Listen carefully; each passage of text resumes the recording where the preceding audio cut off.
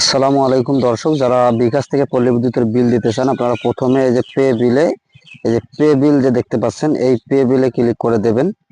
Pay বিলে click করে দেওয়ার পর দেখেন এখানে যে লেখা আছে বিদ্যুৎ, এই বিদ্যুতে আপনারা ক্লিক করে দেবেন। ভালো করে দেখুন, এই বিদ্যুতে ক্লিক করে দেবেন। তো বিদ্যুতে ক্লিক করে দেওয়ার পর এখানে দেখেন লেখা আছে পল্লী বিদ্যুৎ পোস্টপেড, পল্লী বিদ্যুৎ পোস্টপেড। ভালো করে দেখেন, পল্লী বিদ্যুৎ পোস্টপেডে একটা ক্লিক করে দেবেন আপনারা।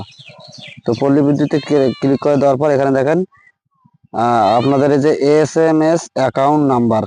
তো SMS অ্যাকাউন্ট নাম্বার বলতে কি আপনার বিলের কাগজে আপনার লেখা আছে যে SMS অ্যাকাউন্ট নাম্বার। এই যে স্যাম্পল হিসেবে যে এখানে দেখেন পাশে কিন্তু স্যাম্পল লেখা ছিল, এই যে এই নাম্বারটা, যে গোলাপি কালার যে আপনার যে ঘরটার ভিতরে যে নাম্বারটা আছে এই নাম্বারটা এখন স্যাম্পল হিসেবে দেখলেন। তো আপনার বিলের কাগজ থেকে নাম্বারটা এনে এখানে আপনারা দিয়ে দেবেন। হ্যাঁ, আমি পেস্ট করে দিয়ে দিলাম। দিয়ে দেওয়ার পর দেখেন উপরে যে ফেব্রুয়ারি 2025 দেওয়া আছে, তো আমি মার্চ মাসে যেহেতু দেবো আমি মার্চ মাসটা সিলেক্ট করে নিলাম।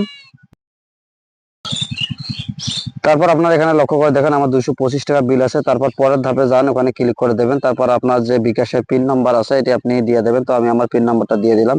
তারপর এখানে চাপ দিয়ে ধরতে হবে, পে বিল করতে ট্যাপ করে ধরে রাখুন। তো আমি ট্যাপ করে ধরে রাখলাম। দেখেন এই যে আপনার পে বিল সফল হয়েছে।